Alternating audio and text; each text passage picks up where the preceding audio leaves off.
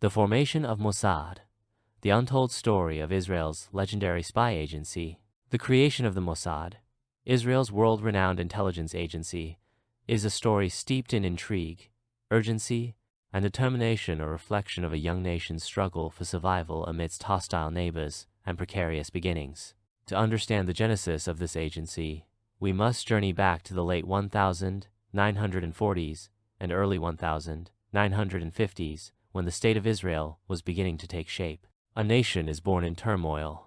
On May 14, 1948, David Ben-Gurion declared the establishment of the State of Israel. Almost immediately, the new nation faced an existential crisis as neighboring Arab countries launched a coordinated attack.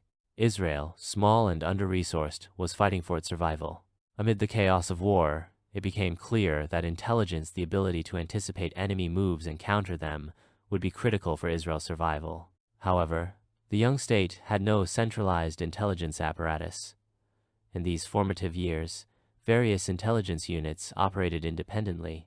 The Haganah, Israel's pre-state defense organization, had Shirat Yediot, its intelligence branch. The Irgun and Lehi, two other Jewish paramilitary groups, also conducted their intelligence operations. However, these fragmented efforts lacked cohesion, creating gaps in Israel's defenses. Early lessons from failure. The urgency for a unified intelligence agency became evident during the 1948 Arab-Israeli War. One glaring example of intelligence failure occurred when Israeli forces underestimated the strength and coordination of Egyptian forces in the Negev desert. The costly mistake underscored the need for a professional, centralized intelligence body that could provide accurate and timely information. David Ben-Gurion, Israel's first prime minister, recognized this need. He was a pragmatic leader who understood that Israel's survival depended on outsmarting its enemies, not just outgunning them. For that, he needed an organization capable of gathering intelligence, conducting covert operations, and when necessary, executing daring missions behind enemy lines. The seeds of Mossad. In 1949, Reuven Shiloah, a close advisor to Ben-Gurion and a visionary in the field of intelligence, was tasked with creating a new structure for Israeli intelligence. Shiloah had a clear vision, a centralized agency that would coordinate all intelligence activities, from military reconnaissance to international espionage. He believed that Israel needed to think beyond its borders and gather information globally to stay ahead of its adversaries. On December 13, 1949, Ben-Gurion officially established the Central Institute for Coordination, which would later be known as the Mossad. Reuven Shiloah was appointed as its first director. Initially, the agency's mandate was to improve coordination among the military intelligence branch, Amman, the Internal Security Service, Shin Bet, and the Foreign Ministry's political department. But it quickly evolved into much more. A bold mission statement. From the outset, Mossad's mission was audacious: to ensure the existence of the State of Israel through intelligence gathering, counterterrorism, and covert operations. Unlike most intelligence agencies, Mossad's scope was explicitly global. Its operatives were expected to operate in enemy territory, often under deep cover, to gather crucial information and execute missions that could tip the scales in Israel's favor. Shiloh's vision takes shape. Reuven Shiloah laid the groundwork for Mossad's modus operandi. Drawing inspiration from the British MI6 and the American CIA, he emphasized the importance of human intelligence, HUMINT, over technological surveillance, which was still in its infancy. Shiloah's approach relied heavily on building networks of informants, recruiting agents, and establishing clandestine contacts worldwide. One of Mossad's early successes came in the early 1950s, when it uncovered a Soviet-led arms smuggling operation, supplying weapons to Arab states. This intelligence allowed Israel to preemptively strengthen its defenses, showcasing the agency's potential. The turning point. Isser Harel's leadership.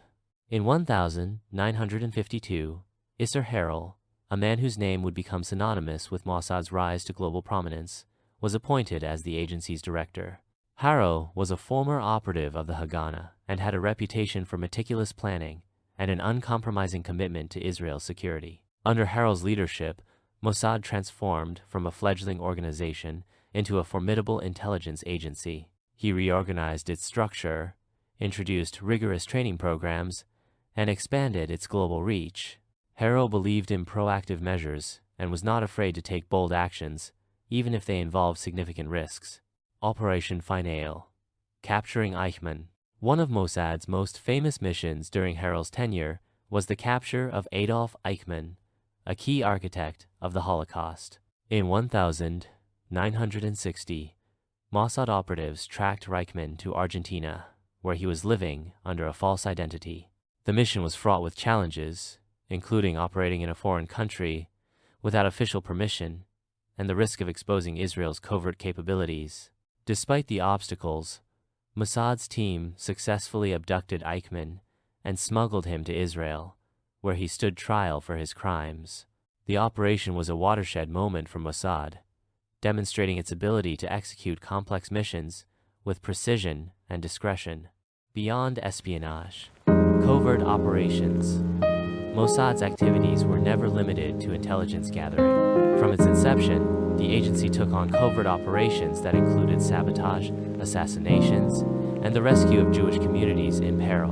One notable example is the clandestine airlift of Jewish refugees from Yemen and Iraq to Israel during the early 1950s. Dubbed Operation Magic Carpet, this mission exemplified Mossad's dual role as both a protector of Jewish lives and a defender of Israeli security.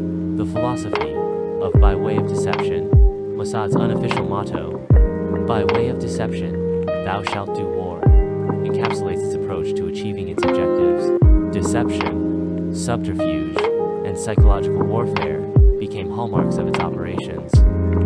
These methods, while controversial, have been integral to Mossad's success. One such operation was the recruitment of Egyptian double agent Wolfgang Lotz in the 1960s. Lotz posed as a wealthy German horse breeder to infiltrate Egyptian military circles, providing invaluable intelligence that helped Israel during the Six-Day War. Challenges and controversies. Over the years, Mossad's methods have drawn both admiration and criticism. While its successes are celebrated, its failures and ethical dilemmas often spark debate. For instance, the botched assassination attempt on Hamas leader Khalid Mashal in Jordan in 1997 strained Israel's diplomatic relations and highlighted the risks of covert operations. Despite these challenges, Mossad has remained steadfast in its mission. Its ability to adapt and innovate has ensured its relevance in an ever-changing geopolitical landscape, a legacy of resilience. The formation of Mossad is more than just the story of an intelligence agency. It is the story of a nation's resilience and ingenuity. Born out of necessity, Mossad has become a symbol of Israel's determination to survive and thrive against all odds. Its operatives, often working in the shadows, have played a pivotal role in shaping the country's destiny. From its humble beginnings under Reuven Shaloah to its evolution into a global powerhouse under leaders like Yasser Harrow, Mossad's journey is a testament to the power of vision, strategy, and courage. As one of the world's most enigmatic and effective intelligence agencies, Mossad continues to captivate and inspire, embodying the enduring spirit of a nation that refuses to be